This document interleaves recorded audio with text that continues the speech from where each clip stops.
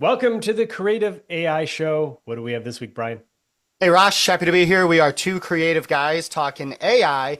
And you know what? I am going to use this episode today to really sell people on some of these shorter videos that you've been making on YouTube and that I promise I will be joining as well. I spent last night watching a lot of them in a row. And one of the main things I want to talk about is the importance of breaking free from one AI. Say, for example, I know I primarily speak to ChatGPT. That's been my main jam. But your videos really help break me away from it and get some completely different results that I really want to talk with the audience about. And then lastly, your videos, they motivated me to try out Grok a whole bunch. And I want to talk about Grok unhinged mode. Now, it doesn't exist yet, but if you haven't heard about it, it's a thing. So we'll talk about that. What do you have going on today, bud? Oh, very good.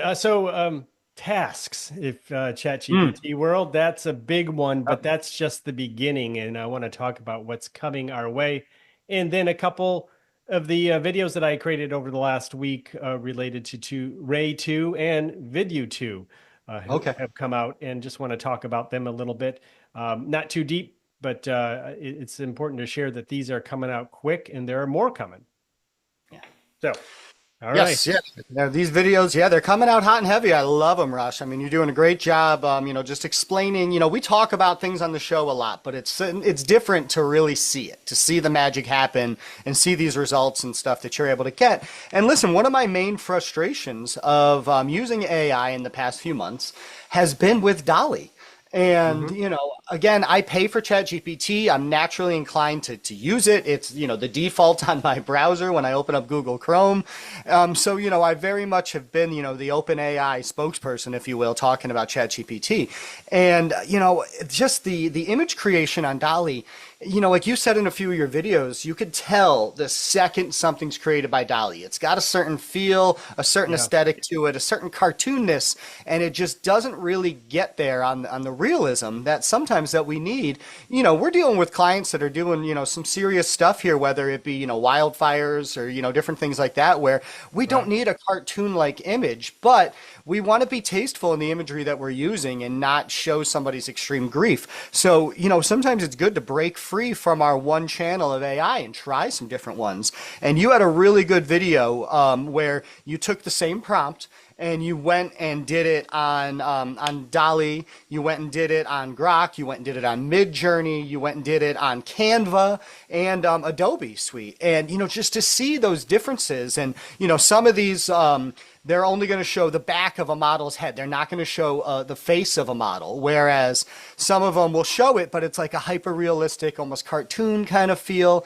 Or you get ones that are really starting to shine through, like Grok, where you're getting that hyper-realistic, looks almost like a photograph. And, there's some things that are really, impressive about it. And then last step of it is Leonardo.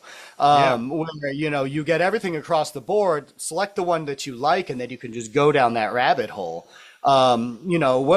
Speaking to this of breaking free from the one AI, what are some of the things you've seen and felt in that world? My wallet shrink in size. Yes, yes. No, Grok. I like Grok for its realism, but not realism as in photorealism. Realism as in like people realism. It just seems to be like, oh, that's more of a real person. So that I really like about Grok, and it does a good job creating images overall. But there are so many. You just have to be open-minded. I think over time, as you develop yourself as a creative AI director, you're going to have the tools that you need, but you're going to have to honestly continuously look around and test out the different tools because they are updating just relentlessly. I mean, every few days is something new and better that can do something a little bit better over here that you didn't even think about doing just not that long ago.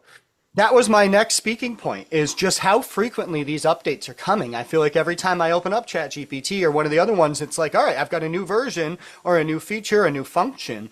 And that's what's fun about bouncing around from program to program is like, every morning is like Christmas morning. You don't know what feature you're going to get next. And now, all right, so I'm going to contrast your point about talking about how your wallet's getting thinner from trying all these different ones, because now listen, almost every one of these AIs that are out there, there's a free version that's doing, at least 75, 80% of the capacity. Now, I understand that we're a little more than, just dabbling in this. We're kind of, diving into the pool on some of these. So there's a bit of an investment involved. But when you do bounce around and you're not primarily stuck in one AI program, you're actually able to go and utilize the free services of the other ones without hitting your quantity limits. Right. So, that's a good thing to think about is, say ChatGPT, especially now since there's a $200 a month version, I have noticed that I'm starting to hit some quantity limits on the things that I'm doing where it's like, all right, your $20 a month is getting you this far, but if you want more, you're going to have to, pony up some more cash to get what you need. So, it's nice to be able to kind of spread it around. Also, in the past month here, how many times has ChatGPT gone down? Oh, yeah, a couple times, right? Yeah, think about that. 2, 3 times where it was down for a significant amount of time. And those are the days that Gemini and Grok, they had their best days because people that were stuck in one channel were like, oh man, I need to break free from this and be able to use some of these other AIs. So, kind of diversifying for in case one goes down, in the social media world right now, TikTok was down for a few days. How are you going to diversify? You can't have all your eggs in one basket. You don't know which AI is going to go down next or have, a specific regulation on it to where you can't use it for the function that you need. So that's my last point as to why it's so important to break free from your comfortable one channel AI. So but that's all I've got on that topic today. Well, let me say TikTok was only down 12 hours, 3 minutes and 26 seconds. Not that I was counting. Yes. No, that's not the exact, but let me tell you, I felt like it felt like it. But yeah. So yeah, let's talk about the big channel that you were speaking of, which is ChatGPT and their launch of tasks. Now, have you tried tasks? Not only after watching your video. Well, because as I'm watching your video, I wanted to know how to integrate it with the rest of my world. And I realized that, I've got ChatGPT installed as an app on my phone. So notifications and stuff are coming from the ChatGPT app instead of, say, my calendar or different things like that. Right. So and that's really all it is, though. It's nothing, quite honestly, it's not that important. It's more important as a demonstration of what's coming or to get us used to the idea of what an agent might be. Now, this isn't really an agent. This is what we refer to as a cron job. And for those of you out there who are not in the coding world, leave it alone. That's what it's called. It's been called that for a long time. And the point being is that you're telling your computer, for example, if you want your code to go get some data every day at 8 o'clock, you would set that up and it would go get that data at 8 o'clock every day. So that's what it's for. And so basically they've created that and put that into ChatGPT. So I have it go out and get some newest information on AI and deliver it at 5 in the morning each day. And, you can have too many of them. You can have up to 10 and that's nice, but 3 was too many at the time. I deleted a couple of them because really they were just experiments, but I kept the AI one just to see what it's talking about. It's usually a few days old, the information, but it's often a story. There's always a story or two in there that I find interesting or like, I really need to do something on that. You're going to say something? What do you got? Yeah, I mean, it's kind of a natural progression of what GPT does to be able to install this in. So it didn't really feel groundbreaking to me. It's more just like another notification, which if you've ever been near my phone for 5 minutes, it's a notification mess. So I don't know if I needed more or less, or maybe just a different way to be notified, maybe. But yeah, I mean, I'll start integrating some of these. I really like, what your idea was. It's, scrape certain information and deliver it at certain times of the day. So that's some fun. No, exactly. That's exactly right. In other words, it's a tool and it's getting used to the idea of these tools within ChatGPT as the Right. agents start to develop, because there's a lot of rumblings about what is coming over the next 2 to 3 weeks. Sam Altman having a meeting with the government in a couple of weeks to really talk about, I think, O3, and the point being is that they have some really strong and powerful AI stuff coming, and Mhm. Operator is another one that could be coming out with OpenAI. Operator would allow us to create our own agents. In other words, it's the operator meaning here's you connect your chat bot in a sense to become an agent to do certain types of things, very specific tasks. And Right. that is what's going to be the future for people who want to get on board of this AI thing. That Hmm. is to combine things to create something new. The old combination code that I've talked about for years. You can't just take OpenAI, which we were just talking about earlier. I have a little chat bot that I've created, put it on the website, but I have to train it. I have to, and otherwise it's just chat GPT on your website. And it has to Right. be more than that. You have to be able to bring some things together. An operator will allow us to do that, especially more connections, more combinations that we could create that could be interesting and useful to the public that you could build your career off of. Yeah. Well, speaking of, that career, we mentioned the term last week, AI director, Yep. and this is very much something an AI director would need to kind of wrap their head around to being able to use these next level tools to automate process, at a Yeah. whole nother intelligent level. Which, if they're talking to the, administration, and obviously today's an inauguration day, there is a new administration coming in, and, we're going to have to keep an eye, and this is in no way a political show, so we're not taking any political direction here. But, hopefully there's a little less regulation in this world to kind of get it figured out. And, my last speaking point here today is about that less regulation. And, there is a Grok version coming out, called Unhinged. And we all know who's in charge of Grok, and people feel certain ways about, Elon Musk. And, but he's very much on the forefront of trying to stay away from censorship and stay away from, anything in that kind of world. And there's a double-edged sword here for sure. I mean, I do think that censorship to a degree is important, to where we don't want any sort of content to come across where it thinks that it's being funny, but maybe it's crossing into being extremely inappropriate, maybe even into that world of hate speech or anything like that. And, that's where this Grok Unhinged might kind of go. Essentially what I've read about it is, they're claiming it's for entertainment only, and it's trying to look at things through the mind of like an inexperienced stand-up comedian, where it's trying to draw parallels of things that maybe it thinks is funny, or it's been programmed to think that it's funny. But, listen, at the end of the day, this is an AI that isn't, exactly a human brain, and some things that it might think is funny because it's being programmed on other things being funny might cross into that mind of being very cringy or offensive. But this is one of those directions where it's like, all right, is this good for AI or is this not? And there's no answer. This is kind of just an open discussion, to our audience to think, for, an example of kind of, say, Grok versus, say, GPT. If, and this isn't even unhinged mode, but this is just the mindset of the AI program. If you were to type in a prompt of an image of Elmo holding a gun, in Dolly, it ends up being like a toy gun, on the same Yep. lines of, looking like it would be something that would be approved for Sesame Street. Whereas Grok, he's got Elmo there holding, an AK-47, a real looking gun. And it's, there's some problems there with, maybe copyright issues. I'm sure that the Sesame Street people aren't too happy to have these images of Elmo holding a realistic looking firearm. But, it's just an example of, AI going in a very specific direction to try to, cater to certain, whether it be entertainment purposes or anything like that. What are your thoughts on Grok Unhinged mode? Have you heard anything on it? Yeah, well, not much. I haven't.